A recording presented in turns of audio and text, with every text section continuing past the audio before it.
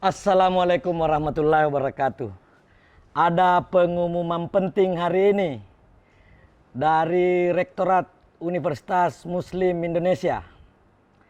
Yang pertama, seluruh mahasiswa UMI diberikan subsidi kuota 300.000 per mahasiswa dan direalisasikan melalui pengurangan biaya BPP SPP semester yang akan datang, semester depan.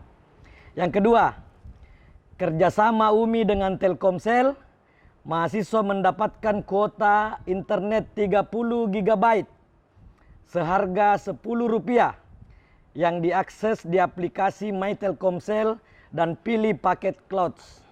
Itu pengumuman dari universitas. Tambahan pengumuman untuk seluruh mahasiswa FTI UMI yang semester ini terjadwal sarjana, teknik industri, teknik pertambangan, 3 kali ujian, proposal, ujian seminar, ujian meja atau ujian tutup, mendapat subsidi pembayaran 750.000.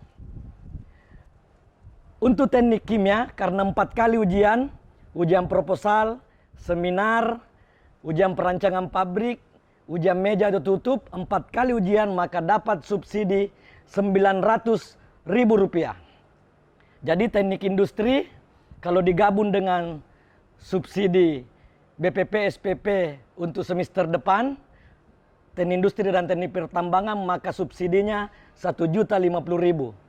Untuk teknik kimia, kalau digabung dengan subsidi universitas untuk BPP SPP semester depan dan yang mau lulus, totalnya subsidinya adalah Rp1.200.000. Bagaimana?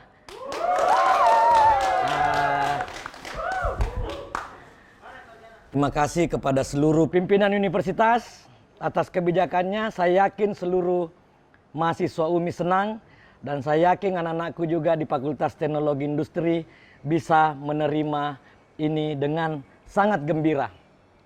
Sekali lagi, jangan selalu bully kampus tak. Ini bukan perlombaan, tetapi ini memikirkan kebijakan untuk kemaslahatan orang banyak. Apalagi jumlah mahasiswa UMI kurang lebih 22.000 per hari ini, maka itu butuh pemikiran, butuh upaya dan butuh perhitungan yang cermat sehingga kita semua bisa merasakan kemanfaatan dan bisa kita melakukan kuliah daring dengan lancar dan bisa kita melewati masa-masa sulit ini dengan cepat.